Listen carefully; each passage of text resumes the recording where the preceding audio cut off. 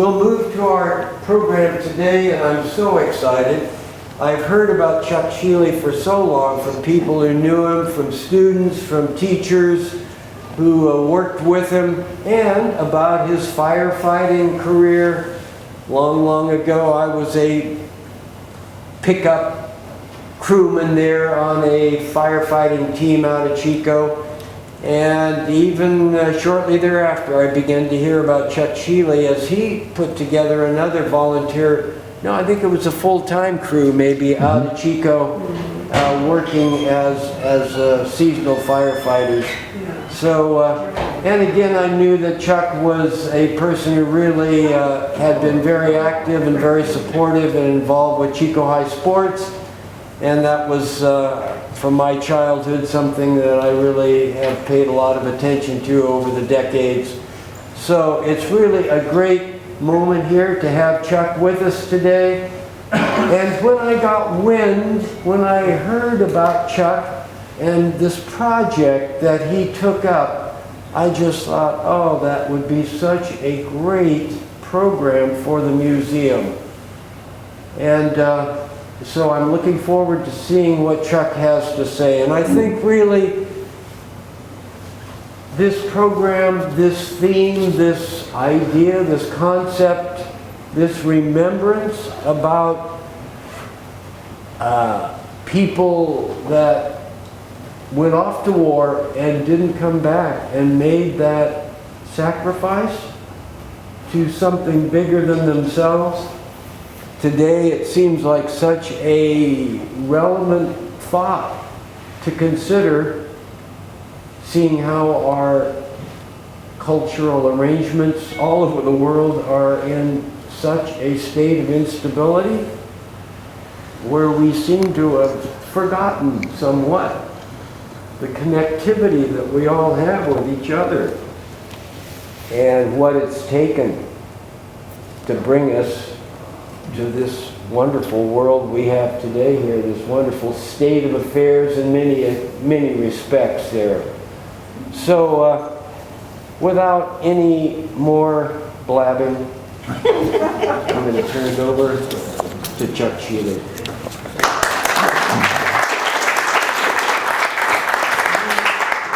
I'm going to forego the mic there, and if there's any problem, just raise your hand. Thank you. And I'll turn up my volume. Just a little bit of background. I am a Chico type person, or a Chico area type person. My family way back when in the 1920s grew up in Sterling City. They were in the logging and lumber industry type business, and then, you know, we've had my dad and my mom and our kids have all been Chico High type people. I taught at Chico Junior High School for 36 years, and I coached track in the Chico Unified School District for 53 years. So I've been involved with probably a lot of your kids in here, and maybe looking back at Chris there, he's one of the most outstanding cross-country runners I've ever had at Chico High School. So give him a kudo or two there.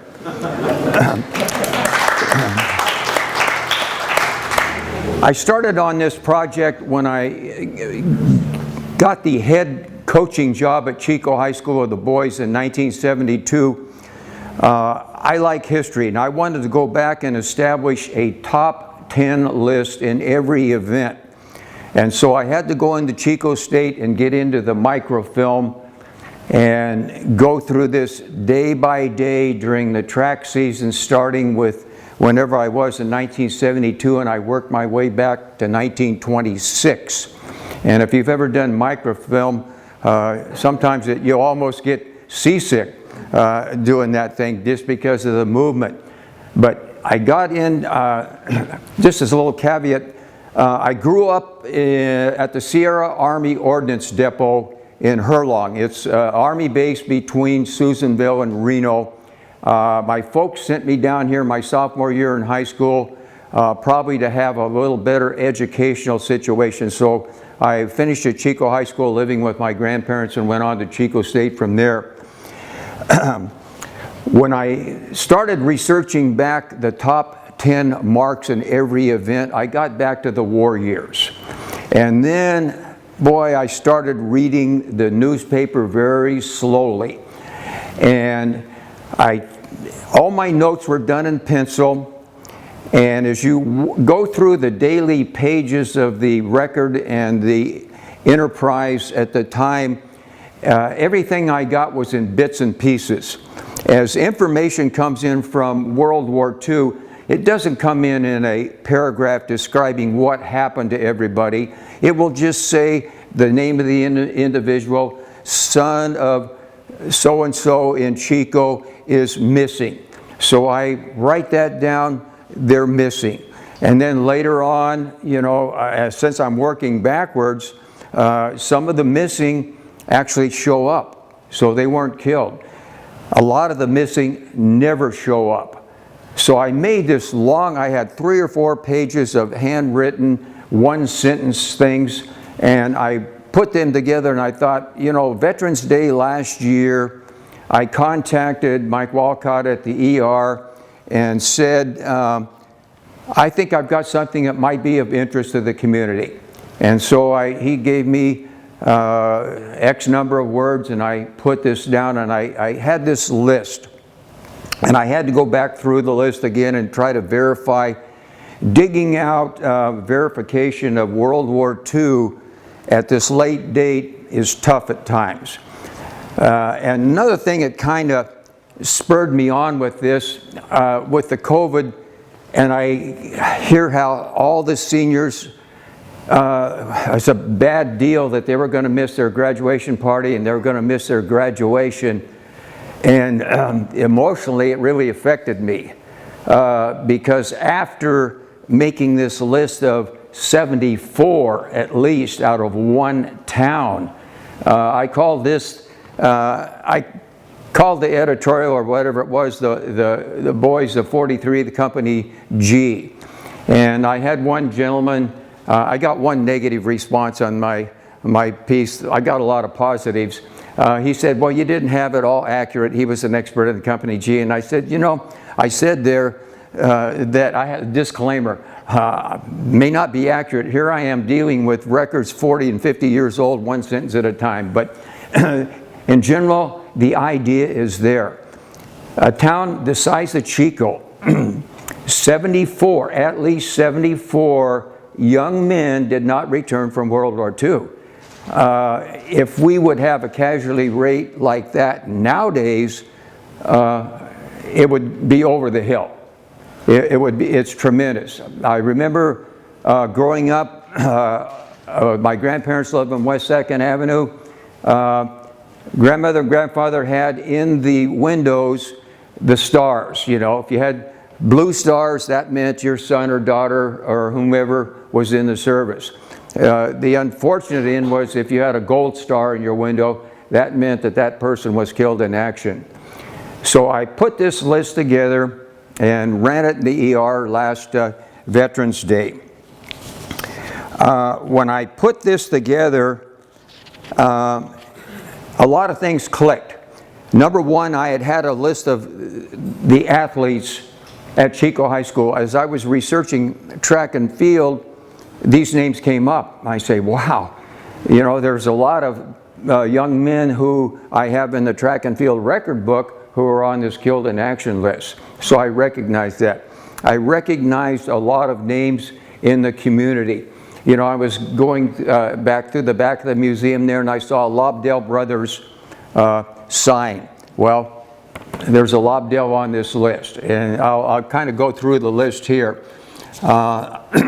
When I was a student at Chico High School, if you could remember the old Chico High School, one of the most beautiful buildings that you could ever imagine. Here's this building sat back, and this big curved driveway came in, and at the time that they tore it down, I was just teaching and I didn't think much about it. As you age, then you start to appreciate things like the old Chico High School building and how beautiful it was. I think it was torn down because of an earthquake standard, and when they tore it down, they could barely tear it down because it was so well built. So there's the other side of that equation. I remember at the Chico High, and Sandy and you guys remember, in the trophy case in the main hall, there was this plaque of World War I and World War II students who were killed in action. And I'm going to let it go at that because I'm going to come back to the plaque later. Going through this list, and I won't hit all 74, but I want to mention some names so that you could get a feel of what the situation was.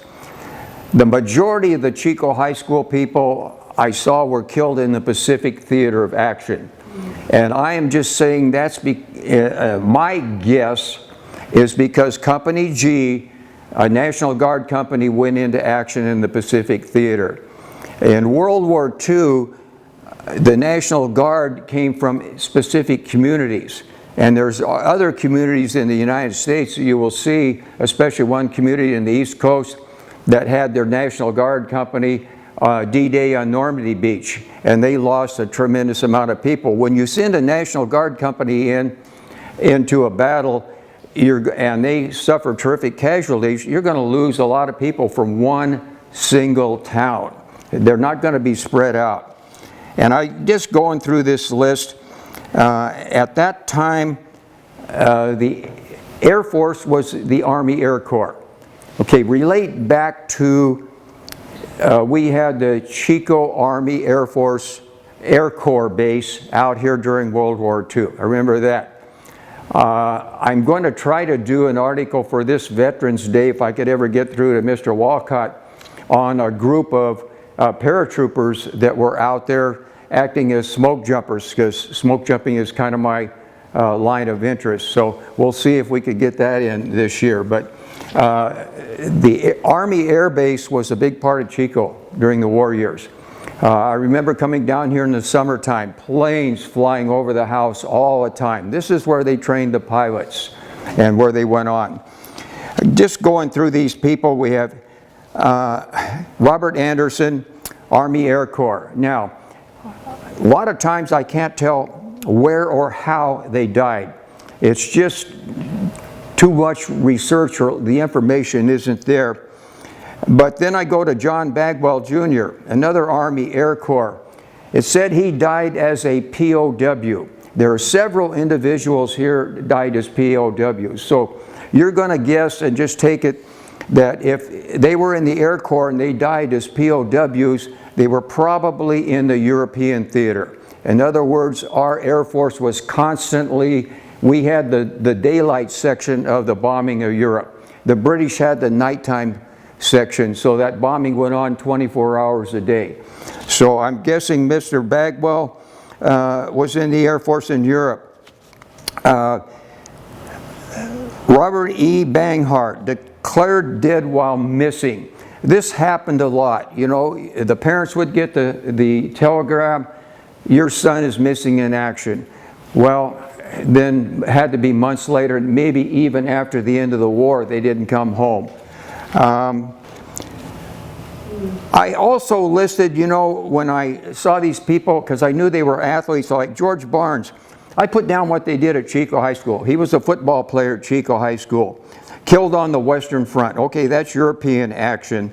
Carl Bingham, not everybody died in action. He was killed in a mid-air collision. If you look back at the history of World War II, we probably lost as many air people in training accidents as we did in the actual combat. You know, we had young men who were 21 and 22 years old as pilots flying B-17s. I'm the editor of Smoke Jumper magazine, and I am dedicating the October issue to the veterans. And I took one of our veterans and put on the front of this his picture. But then to get to my readers, I went back and I looked at the 1946 class of smoke jumpers.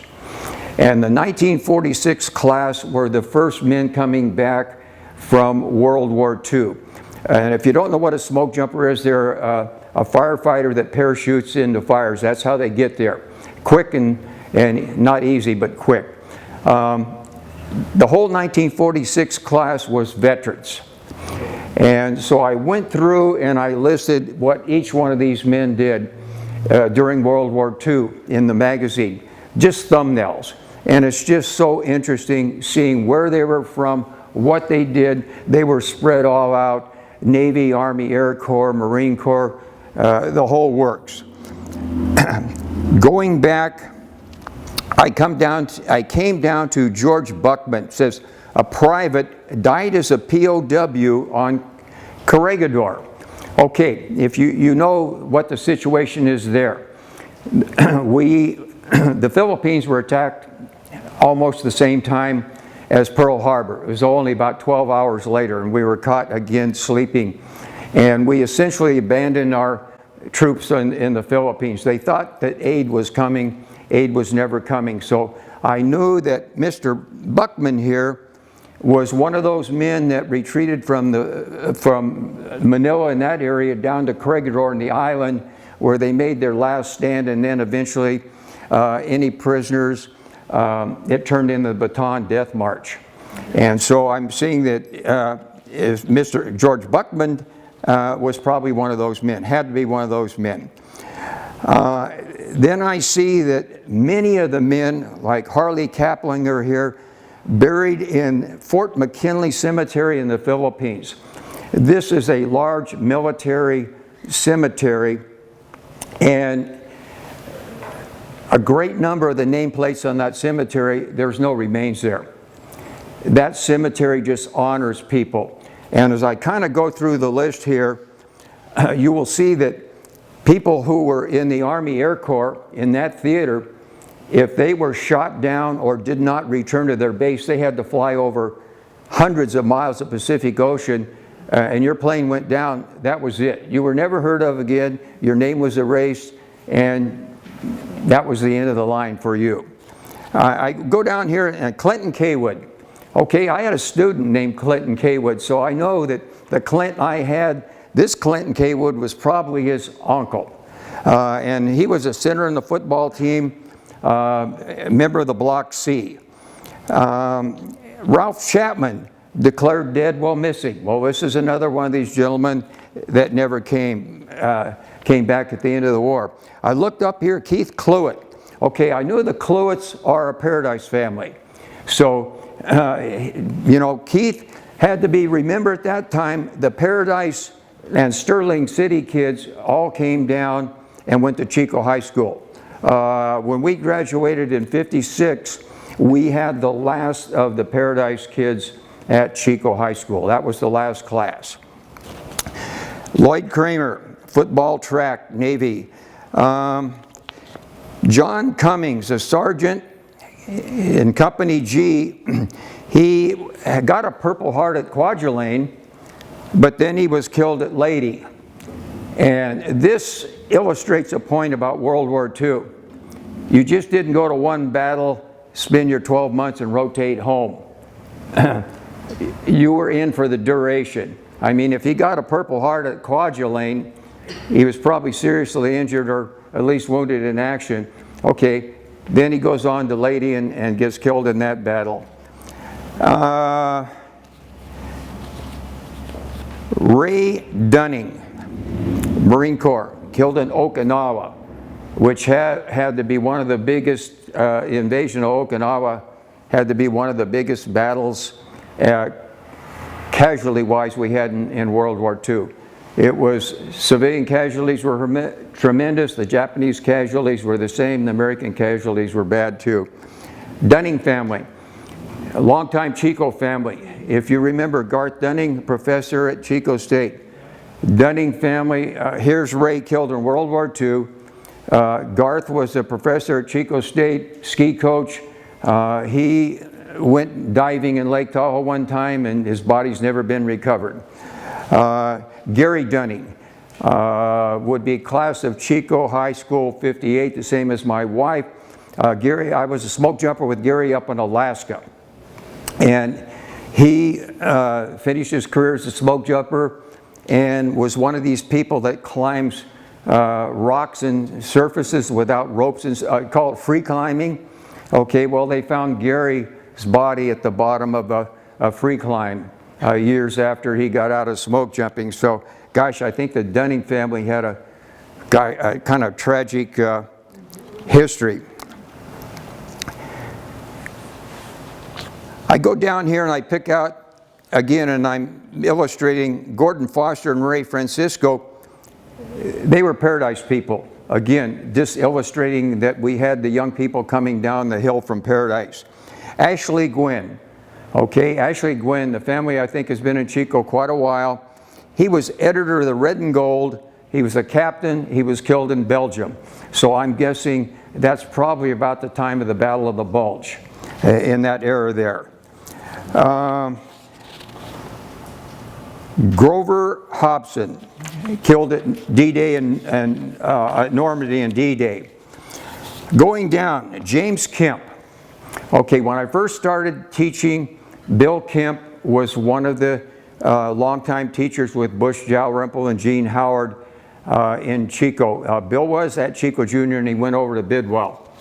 And then later on, Rich Kemp, who's the current track coach at Chico High School, is the son of Bill. So we've got the Kemp relationship in this community a long time.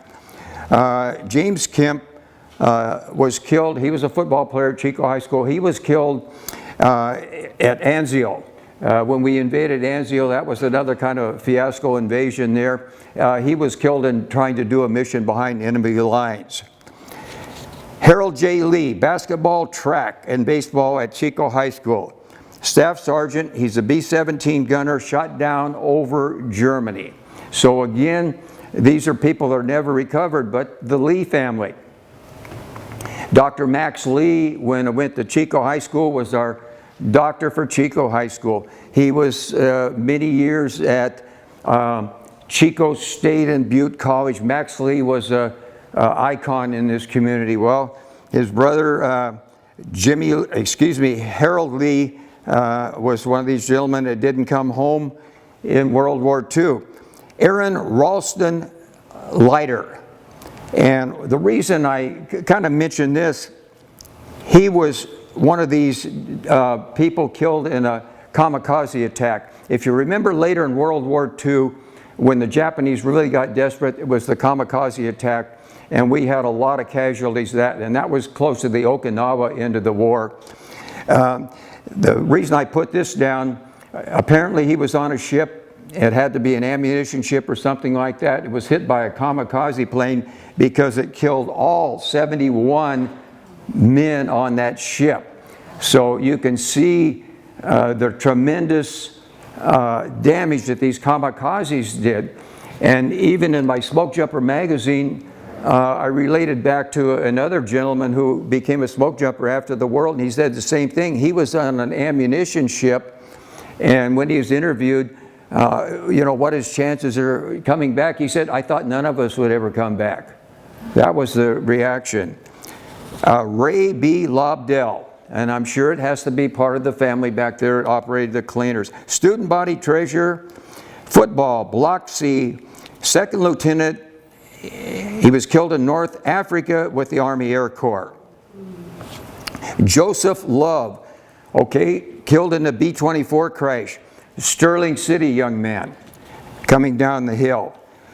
Richard McHenry. I saw McHenry on here, and we had X number of McHenrys come through the school system. I'm just thinking there probably had to be a relationship there with the McHenry family here in Chico. We've got president of the Block C, Floyd Meinberg. We go down here, Gail Moore Jr., editor of the Red and Gold. Okay, go back to Chico High School. The Red and Gold was our school newspaper. This one really got to me. Kenneth O'Brien. He's a major captured at Bataan, so he was part of the death march. If he was captured at Bataan, that means he entered the war before 1941. He probably joined the military in about 39. It was very commonplace to ship prisoners of war from the islands back to Japan because they used them in the mines and stuff like that. They were slave labor essentially. One of the tragedies of that, he was on a Japanese ship sunk by one of our submarines. This was not uncommon. We don't know how many of our prisoners of war were actually killed by our own submarines because they didn't know who was on that ship. That was, to them, that was a Japanese ship going back, who knows who was on it. So Kenneth O'Brien, who was a major at the time, was a prisoner of war but killed at sea. And the sad thing about it, which had to hit this family hard, his brother Raymond O'Brien was killed when the Aaron Ward destroyer was sunk during World War II. So there's a family that lost 2 individuals. Then my research got a little interesting. I found Ray Orner, Master Sergeant in the Air Corps, lost at sea again. That would be body never recovered, ancestry and stuff like that, and researched back, and I found out he's a cousin of mine from Sterling City. So, wow, I'm going through all this, and I'm related to this gentleman. So I was up at the Sterling City picnic here about a month ago, and I talked to the lady who's the historian up at Sterling City and related that to her. Leo Ponke, P-O-N-K-E. That had to be a Polish name. Remember the Ponke family.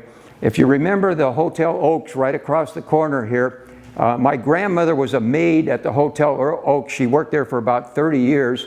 And I remember Mrs. Ponke was also one of the ladies who worked in the housekeeping staff there.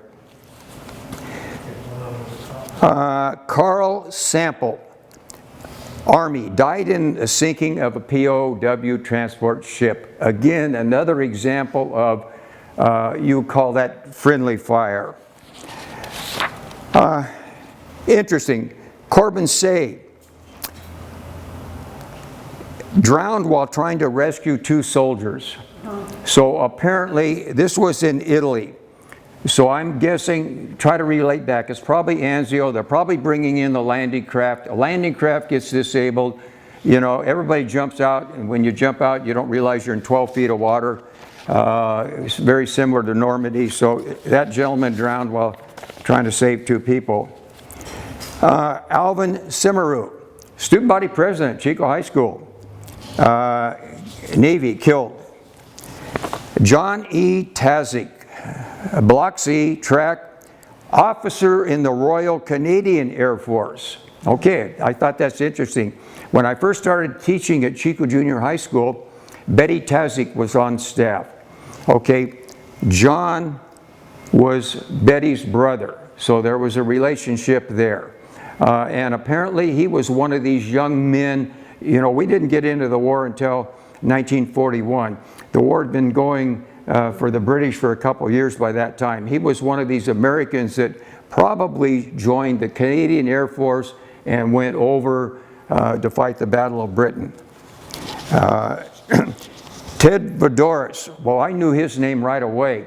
As I went through the track and field records, my gosh, here's the guy that placed 2nd in the state meet.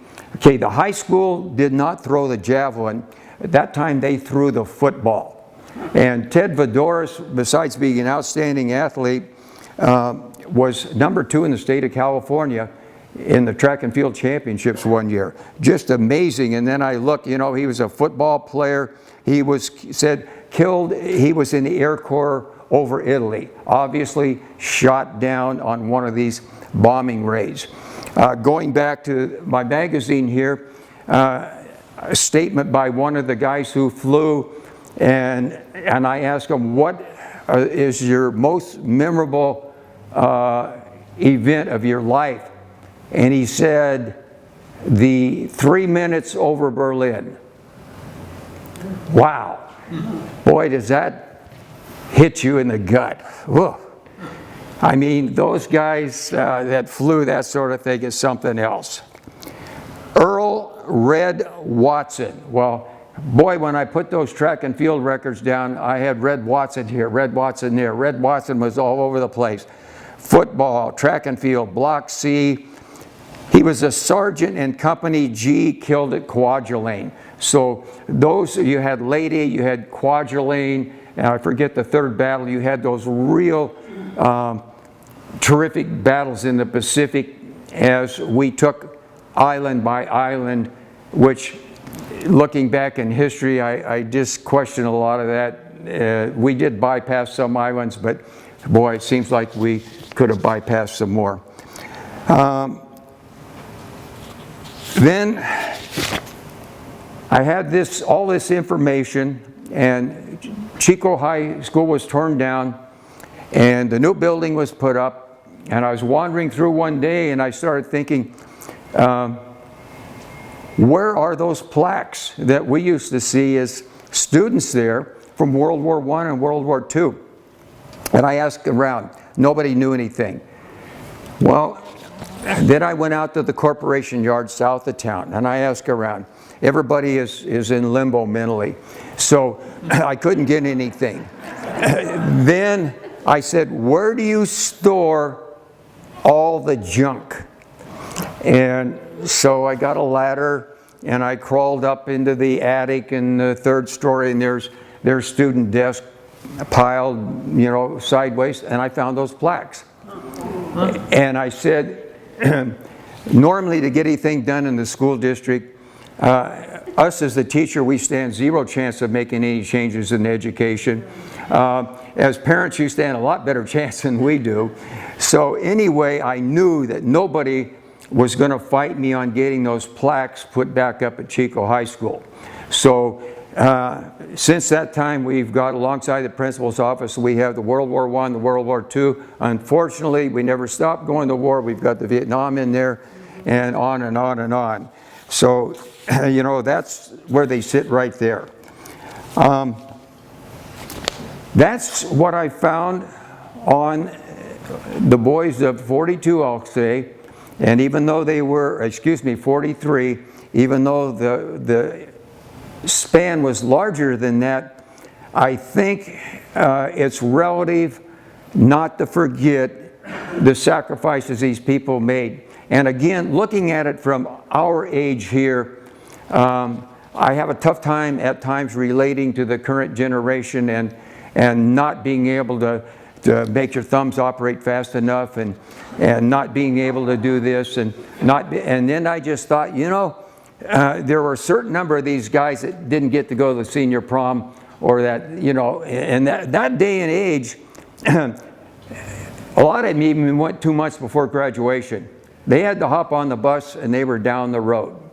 So that's it for my presentation, and I'd be glad if there's any questions. Be glad to field that. Thank you. Yes, sir. Hey, Bob Mulholland, thank you for this very much. Did any, with the draft going on, were some of those kids drafted before they graduated, or I guess some of them joined before they graduated? The people in Company G, the National Guard, were members before, you know, they could join when they were in high school because they were probably 17 and 18 years old, yeah. And if I remember right, Company G was actually called up, and probably, I would say, just a guess that they didn't make their graduation either. Yeah. Okay, thank you. Any other questions for Chuck?